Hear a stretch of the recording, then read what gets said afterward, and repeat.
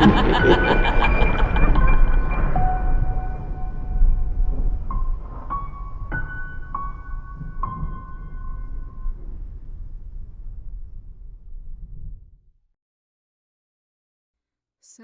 fades over the horizon as a man kneels on the beach, digging shallow holes in the sand. His fingers effortlessly pull out an old-fashioned brooch, beautifully elegant gold with sapphire diamonds on the edges. It looked like one you'd see in an old-time movie. The next items that were being pulled out of the sand were coins and a modern-looking wallet. Yet the man's attention was immediately caught by the hand-shaped thing sitting just a little deeper in the grainy, tan substance. He hesitates for a few moments, probably thinking up some insane theories on the finding. The item itself could be a real hand. It could be the hand from a mannequin or from a doll. Anything. The man scoops up all of his findings, including the hand-shaped one, and scurries from the beach, past the few people jogging and toward the parking lot. He throws the shovel into the trunk, carefully places his newfound discoveries on the back seat before getting into the driver's seat. He headed home at an unusually faster rate than the speed limit allowed. However, no police officer that he sped by attempted to stop him. He pulled into the driveway of a house not more than 20 minutes later. He grabbed everything he had at the beach and hurried up the sidewalk. He placed the tools he had in a small, nearby shed in order to prevent them from being stolen. Then he headed inside of the house. The man's legs carried him across the hardwood floor of his living room, the light blue paint on the walls basking in the evening glow of the withering sunlight. A light switch is flicked upward as soon as a wooden door is opened. The room before him is full of shelves, holding everything that the man had ever dug up, the treasures that he had spent majority of his life collecting. He places the items in his hand atop a desk. He sits down in the chair and begins placing items underneath separate microscopes to thoroughly inspect his findings. Everything that he had found, old combs, brooches, and coins, weren't nearly as interesting underneath the microscope as he had been hoping. He tossed those items aside and pulled the hand-shaped thing toward him. He carefully unwrapped the delicate, exquisite golden gauze before placing the old and dusty hand on the base of his microscope. His eyes rested in the pieces of the microscope meant to peer through the lenses. The dust-covered hand was dried out. Several shallow gashes resided on the fingers, yet the hand itself was not decaying, like someone would expect. Something definitely seemed off about the thing. The intricate markings which covered the entirety of the hand was something foreign. The man pulled his face away from the microscope, turned on the computer sitting to the right of his desk, and began typing on the keyboard. He searched for what seemed like an eternity, his gaze focused on the images he continued to click on.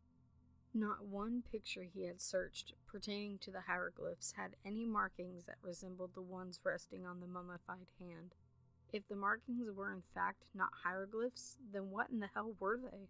The man did as much research on the hand, on mummification like they had done in Egypt during the ancient eras. It was like the marking did not exist at all. He took the hand from the microscope tray, wrapped it back up in the golden gauze, and placed it in a box that was sitting on one of the shelves. He stood up from the chair, walked across the room, and opened the door of a temperature-controlled glass room.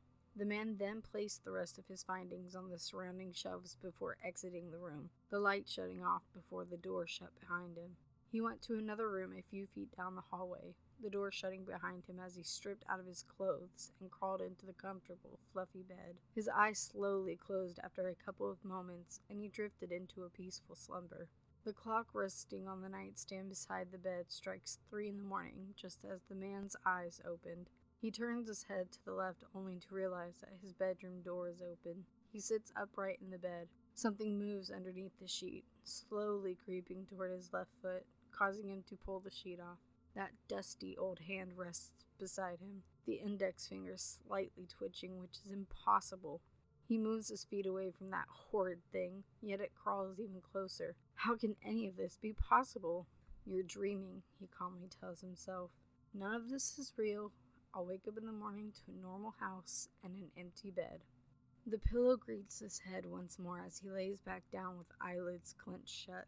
His chest slowly rises and falls while he drifts into sleep once more.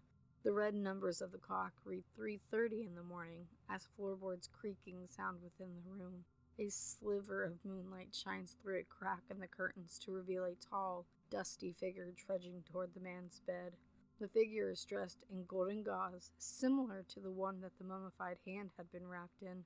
Long and brittle hair rests atop the figure's shoulders. A golden tiara rests atop the thing's head as it nears the man's bed. Groans escape through the dusty lips as the figure raises its right arm, a stump where the hand should be now pointing at the man. Something must have startled the man awake. His eyes widened upon seeing the figure standing beside his bed, the arm with no hand pointing directly at him. The blue of his eyes have gone white with fear when he notices that mummified hand on his chest. The man lets out a horrible scream when the hand suddenly drops within his chest, clutching tightly on his beating heart. Blood rolls down the side of the man's chest, pooling on the white cotton fabric sheets as the hand rips out his heart. It crawls out of the man's chest once more and turns toward the direction of the figure. "Mine!" a distorted voice screams. Digging had been a hobby of the man. It always had been.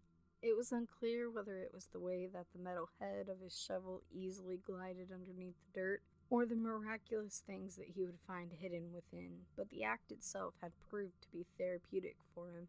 There had been a lot of cool things sitting in the sand or in the dirt of the earth. Lost trinkets, heirlooms long forgotten, and pretty much anything that could be left behind. But the one thing he should never have stumbled upon is that mummified hand. Shallow digging. What a bitch it can be.